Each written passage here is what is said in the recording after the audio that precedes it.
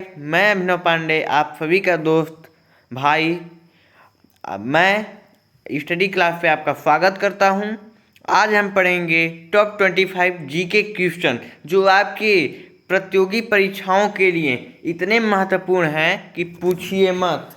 पहला चलिए टाइम को बर्बाद न करते हुए क्वेश्चन स्टार्ट करते हैं। पहले हमारे चैनल को आप सब्सक्राइब करें कि हम उससे मोटिवेट होकर और से और अच्छी वीडियो को बना सकें जो आपके प्रतियोगी परीक्षाओं के लिए बहुत ही कारगर साबित हो, जिससे आप किसी भी एग्ज़ाम में बैठें और तुरंत उस एग्ज़ाम को क्रैक कर जाएं, जिससे आप मुझे धन्यवाद कहें, जिससे मैं प्रेरित होकर और भी अच्छी से अच्छी वीडियो बनाऊं। तो बिना टाइम को बर्बाद न करते हुए वीडियो स्टार्ट करते हैं। हमारा पहला क्वेश्चन है, भारत की प्रथम घाटी परियोजना कौन सी थी?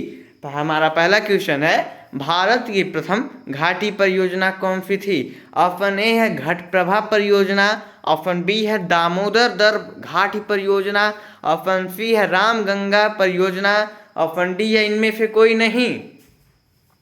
तो इसका करेक्ट आंसर होगा दामोदर घाटी परियोजना। दामोदर घाटी परियोजना जो थी वह भारत की प्रथम घाटी परियोजनाओं में से एक थी। तो चलिए क्वेश्चन 2 पे चलते हैं। हमारा क्वेश्चन 2 है, अशोक ने किस धर्म को अपनाया? चंद्रगुप्त मौर्य के वंशज चंद्रगुप्त मौर्य के बेटे का नाम बिंदुसार था और उनके बेटे का नाम अशोक था। तो अशोक का क्वेश्चन है आज, ये मौर्य साम्राज्य से रिलेटेड क्वेश्चन है। तो अगर आप लोगों को मौर्य साम्राज्य से रिलेटेड क्वेश्चंस के डिटेल वीडियो चाहिए तो कमेंट बॉक्स में कमेंट करें। हम चलिए इस क्वेश्चन को देखते हैं। अशोक ने किस धर्म को अपना लिया? अशोक ने किस धर्म को अपना लिया? ऑप्शन ए है बौद्ध धर्म, ऑप्शन बी है हिंदू धर्म, ऑप्शन सी है मुस्लिम धर्म, ऑप्शन सी है ईसाई धर्म। तो इसका करेक्ट आंसर होगा बौद्ध धर्म। बौद्ध धर्म को सम्राट अशोक ने अपना लिया। नेक्स्ट क्वेश्चन पे चलते हैं। धामी गोलीकांड कब हुआ? धामी गोलीकांड कब हुआ? ऑप्शन ए है 1 अगस्त 1942, ऑप्शन बी है 1939, ऑप्शन सी है 1900 में, ऑप्शन डी है इनमें से कोई नहीं। धामी गोलीकांड कब हुआ? तो इसका करेक्ट आंसर होगा ऑप्शन नंबर बी 1939 में। 1939 में धामी गोलीकांड हुआ। मैं एक एक क्वेश्चन इतने मुश्किल से सेलेक्ट करके आप लोगों के लिए लाता हूं कि यह क्वेश्चन आपको प्रतियोगी परीक्षाओं में इतने कारगर साबित हो कि आप थैंक यू करने के लिए मेरे घर तक आए हैं। क्वेश्चन नंबर 4 देखते हैं। राष्ट्रीय महिला आयोग अधिनियम किस वर्ष संसद द्वारा पारित किया गया? क्वेश्चन को रिपीट किया जाता है। राष्ट्रीय महिला आयोग अधिनियम किस वर्ष संसद में पारित किया गया? ऑप्शन ए है 1980, ऑप्शन बी है 2012, ऑप्शन सी है 2002, ऑप्शन डी है 1990। तो इसका करेक्ट आंसर होगा 1990, option D is correct. Next question की तरफ बढ़ते हैं। मोटर गाड़ियों से निकलने वाली गैस कौन सी है? मोटर गाड़ियों से निकलने वाली गैस कौन सी है? ऑप्शन ए है कार्बन मोनोऑक्साइड, ऑप्शन बी है नाइट्रोजन डाइऑक्साइड, ऑप्शन सी है कार्बन डाइऑक्साइड, ऑप्शन डी है इनमें से कोई नहीं। तो इसका करेक्ट आंसर होगा carbon monoxide, option A is correct. Next question की तरफ बढ़ते हैं। सोने की शुद्धता को किससे परिभाषित किया जाता है?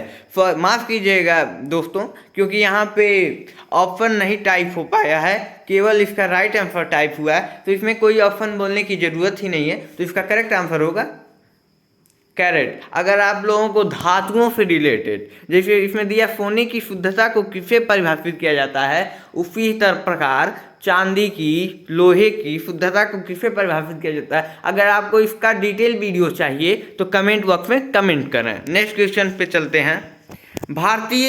भारत का संविधान कब लागू किया गया? भारत का संविधान कब लागू किया? इसका करेक्ट आंसर होगा अब ऑप्शन नंबर सी 26 जनवरी 1950 में। भारतीय संविधान, मैं बता देना चाहता हूँ आपको, भारतीय संविधान मसौदा समिति यानी ड्राफ्टिंग कमेटी। उस ड्राफ्टिंग कमेटी के चेयरमैन डॉक्टर भीमराव अंबेडकर थे, जिन्होंने भारतीय संविधान का गठन कराया। नेक्स्ट क्वेश्चन की तरफ बढ़ते हैं। भारत का मत यानी भारत की संविधान का संरक्षण कौन है?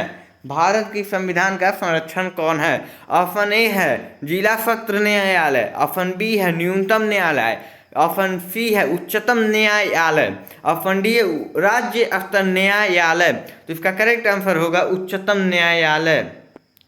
तो इसका करेक्ट आंसर होगा option number C. Next question की तरफ बढ़ते हैं। गुब्बारे को भरने के लिए किस गैस का प्रयोग किया जाता है? गुब्बारे को भरने के लिए किस गैस का प्रयोग किया जाता है? ऑप्शन ए है हाइड्रोजन, ऑप्शन बी है हीलियम, ऑप्शन सी है ऑक्सीजन, ऑप्शन डी है कार्बन। तो इसका करेक्ट आंसर होगा ऑप्शन नंबर ए। अब गुब्बारे को भरने के लिए हाइड्रोजन गैस का इस्तेमाल किया जाता है। नेक्स्ट क्वेश्चन की तरफ बढ़ते हैं। वेदों में निम्न में से किसे सृष्टि का रचयिता कहा जाता है? ऑप्शन नंबर ए है अभिनव पांडे। यह जो मेरा नाम भी है, अगर आप लोग भी चाहते हैं कि गलत आंसर्स में आपका भी नाम आए तो आपको डेली वीडियो वॉच करके कमेंट बॉक्स में कमेंट पिन करना होगा। तो ऑप्शन बी है शंकराचार्य, ऑप्शन सी है शुक्राचार्य, ऑप्शन डी है इनमें से कोई नहीं। तो इसका करेक्ट आंसर होगा option number B Shankaracharya. Next question की तरफ बढ़ते हैं। भारत में हीरे की खानें कहाँ हैं? भारत की हीरे की खानें कहाँ हैं? आंध्र प्रदेश और छत्तीसगढ़ में, ऑप्शन बी है उत्तर प्रदेश और उत्तराखंड में, ऑप्शन सी है जम्मू कश्मीर और पंजाब में, ऑप्शन डी है इनमें से कोई नहीं। तो इसका करेक्ट आंसर होगा ऑप्शन नंबर ए आंध्र प्रदेश और जम्मू कश्मीर में भारत की हीरे की खानें रहती हैं। श्री कृष्ण ने गौरव पांडव युद्ध के समय अर्जुन को दिया उपदेश का वर्णन कहाँ मिलता है? एक बार क्वेश्चन रिपीट करते हैं। श्री कृष्ण ने यानी हिंदू धर्म के भगवान माने जाते हैं श्री कृष्ण, तो उन्होंने गौरव पांडव युद्ध में हिस्सा लिया था, जिसको महाभारत के नाम से भी जाना जाता है। ये महाभारत मैं बता देना चाहता हूँ विश्व का सबसे बड़ा महाकाव्य है, महाभारत को माना जाता है। तो यही उस क्वेश्चन को मैंने सुना और मैंने इस क्वेश्चन को बनाया। तो इसको देखते हैं। श्री कृष्ण ने गौरव पांडव युद्ध के समय अर्जुन को दिया उपदेश का वर्णन कहाँ मिलता है? तो इसका अब मैंने समझाया, तो आप लोगों को एकदम इसका करेक्ट आंसर देना होगा। मैंने इसमें कंफ्यूज करने के लिए 2 ऑप्शन दिए हैं, तो इसका करेक्ट आंसर होगा ऑप्शन नंबर सी। भगवत गीता में गौरव पांडव युद्ध का वर्णन मिलता है। सती प्रथा का अंत करने के लिए किस भारतीय नेता ने सबसे पहले प्रयत्न किया? सॉरी, यहाँ पे भारतीय नेता नहीं होगा, भारतीय राजा होगा। तो इसका correct answer option number A है राजा राम मोहन राय, ऑप्शन बी है राजा चंद्रगुप्त मौर्य, ऑप्शन सी है अशोक मौर्य, ऑप्शन डी है राजा हरिश्चंद्र। मैं बता देना चाहता हूँ राजा हरिश्चंद्र माने जाते हैं सबसे सत्यवादी राजा थे। सबसे सत्यवादी राजा राजा हरिश्चंद्र माने जाते थे। तो इसका ऑप्शन नंबर 13 का राइट आंसर होगा राजा राम मोहन राय। तो इसका नेक्स्ट क्वेश्चन की तरफ बढ़ते हैं। राष्ट्रीय गान को गाने में अधिकतम कितना समय लगता है? यानी भारतीय राष्ट्रीय गान को गाने में कितना समय लगता है? ऑप्शन नंबर ए है 10 मिनट, ऑप्शन नंबर बी है 3 मिनट, ऑप्शन नंबर सी है 2 मिनट, ऑप्शन नंबर डी है 52 सेकेंड। तो इसका करेक्ट आंसर होगा option number D 52 second. Next question की तरफ बढ़ते हैं। कार्निवल द्वारा अस्थायी बंदोबस्त की पद्धति कब लागू की गई? एक बार रिपीट किया जाता है क्वेश्चन। कार्निवलिस्ट द्वारा अस्थायी बंदोबस्त की पद्धति को कब लागू किया गया? ऑप्शन नंबर ए है 2223 में, ऑप्शन नंबर बी है 1780 में, ऑप्शन नंबर सी है 1990 में, ऑप्शन डी है इनमें से कोई नहीं। तो इसका करेक्ट आंसर होगा option number B. Next question की तरफ बढ़ते हैं। साइमन कमीशन कब भारत में आया? कुछ मिसप्रिंट है टाइप करने में। साइमन कमीशन भारत में कब आया? ऑप्शन नंबर ए है 1928 में, ऑप्शन नंबर बी है 1942 में, ऑप्शन नंबर सी है 1948 में, ऑप्शन नंबर डी है इनमें से कोई नहीं। तो तो इसका करेक्ट आंसर होगा 1928 में। साइमन कमीशन भारत में 1928 में आया था। नेक्स्ट क्वेश्चन की तरफ बढ़ते हैं। जालियांवाला बाग हत्याकांड कब हुआ? जालियांवाला, यहाँ पे जालियाबाद होगा। जालियाबाद बाग हत्याकांड कब हुआ? ऑप्शन नंबर ए है 4 मई 1945, ऑप्शन नंबर बी होगा 2 मई 1913, ऑप्शन नंबर सी होगा 13 अप्रैल 1919 में, ऑप्शन नंबर डी है 14 फरवरी 1901 में। तो इसका करेक्ट आंसर होगा ऑप्शन नंबर सी 13 अप्रैल 1919 में जालियाबाद हत्याकांड हुआ था। नेक्स्ट क्वेश्चन की तरफ बढ़ते हैं। अजंता की गुफाएं किस राज्य में स्थित हैं? अजंता की गुफाएं किस राज्य में स्थित हैं? ऑप्शन नंबर ए है महाराष्ट्र, ऑप्शन नंबर बी है दिल्ली, ऑप्शन नंबर सी है Uttar Pradesh, option number D Semri, जहां मैं रहता हूं सेमरी। तो इसका करेक्ट आंसर होगा option number A Maharashtra. Semri Maharajganj जिला उत्तर प्रदेश राज्य, जिला महाराजगंज और ग्राम सेमरी में रहता हूं मैं। भारत छोड़ो आंदोलन कब शुरू हुआ? भारत छोड़ो आंदोलन कब शुरू हुआ? ऑप्शन नंबर ए है 1934 में, ऑप्शन नंबर बी है 1942 में, ऑप्शन नंबर सी है 1912 में, ऑप्शन नंबर डी है 8 अगस्त 1942 में। तो इसका करेक्ट आंसर होगा 1942 में। 1942 में भारत छोड़ो आंदोलन स्टार्ट हुआ। सॉरी गाइस, इसमें 1912 नहीं होगा, इसमें 8 अगस्त 1912 होगा। Option number D is correct. Bharat छोड़ो आंदोलन 8 अगस्त 1942 को लागू किया गया। नेक्स्ट क्वेश्चन की तरफ बढ़ते हैं। आज़ाद हिंद फौज की स्थापना किसने की? आज़ाद हिंद फौज की स्थापना किसने की? Option number A Subhash Chandra Bose, option number B है Mahatma Gandhi, option number C है जवाहरलाल नेहरू, ऑप्शन डी है अभिनव पांडे। तो इसका करेक्ट आंसर होगा सुभाष चंद्र बोस ने आज़ाद हिंद फौज की स्थापना की।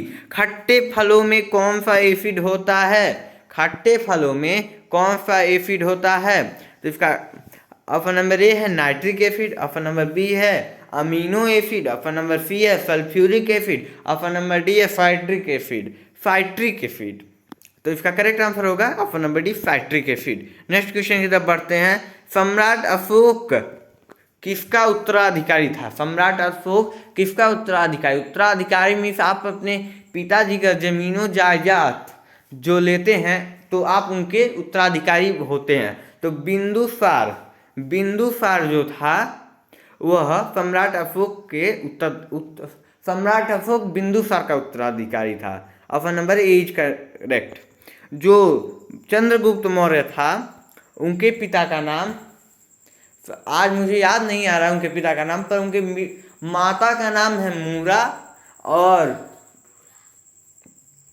और उनके गुरु का नाम है चाणक्य। तो चलिए नेक्स्ट क्वेश्चन, इसका करेक्ट आंसर होगा बिंदुसार। नेक्स्ट क्वेश्चन की तरफ बढ़ते हैं।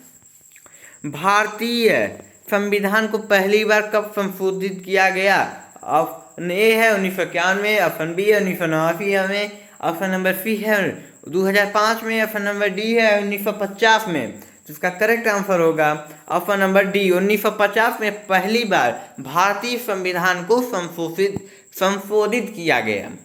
अगर आपको डिटेल वीडियो चाहिए किसी भी क्वेश्चन पे तो आप लोग कमेंट बॉक्स को तोड़े बिना मत जाइए, क्योंकि आप जो भी बोलेंगे उसका वीडियो कल क्या उसे 1 घंटे बाद तुरंत अपलोड किया जाएगा। क्योंकि आपके लिए मैं इतना मेहनत कर रहा हूँ, तो आप भी सब्सक्राइब को दबाकर तोड़कर किसी तरह भी उसे दबा कर जाइए, बस दबा होना चाहिए। नेक्स्ट क्वेश्चन की तरफ बढ़ते हैं टाइम को बर्बाद न करते हुए। रॉलेट एक्ट को किस वर्ष लागू किया गया? रॉलेट एक्ट को किस वर्ष लागू किया गया? ऑप्शन नंबर ए है 1813 में, ऑप्शन नंबर बी है 1919 में, ऑप्शन नंबर सी है 1532 में, ऑप्शन नंबर डी है 1919 में। तो इसका करेक्ट आंसर होगा 1919 में। नेक्स्ट क्वेश्चन की तरफ बढ़ते हैं, थोड़ा जूम कर देते हैं, सॉरी गाइस थोड़ा। महाराणा प्रताप बुलबुल किसे कहते थे? ये मोस्ट इंपॉर्टेंट क्वेश्चन है, इसको नोट कर लीजिए अपने नोटबुक में। जैसे सभी क्वेश्चन मोस्ट इंपॉर्टेंट है पर ये सबसे मोस्ट इम्पोर्टेंट मुझे लगता है। महाराणा प्रताप बुलबुल किसे कहते थे? ऑप्शन नंबर ए है अपने पत्नी को, ऑप्शन नंबर बी है अपने बेटी को, ऑप्शन नंबर सी है अपने घोड़े को, ऑप्शन नंबर डी है अपने कुत्ते को। तो इसका करेक्ट आंसर होगा ऑप्शन नंबर सी, अपने घोड़े को महाराणा प्रताप बुलबुल कहकर बुलाते थे। Thank you guys, class is over and next video uploaded on yesterday. तो आप लोग इस वीडियो पे कमेंट करें, लाइक करें, सब्सक्राइब करें। सब्सक्राइब बटन को तोड़े बिना यहाँ से मत जाइएगा, क्योंकि आप जिस भी वीडियो पर जिस भी क्वेश्चन पर चाहें तो आप वीडियो बनवा सकते हैं। कमेंट बॉक्स में लिख कर सब्सक्राइब बटन बिना तोड़े हुए मत जाइए। थैंक यू गाइज, आपका स्टडी क्लास से आने के लिए शुक्रिया, यानी वीडियो देखने के लिए शुक्रिया, और स्टडी क्लास के चैनल को सब्सक्राइब करें। थैंक यू, आपका दोस्त मैं अभिनव पांडे। अगर आप थैंक यू गाइज।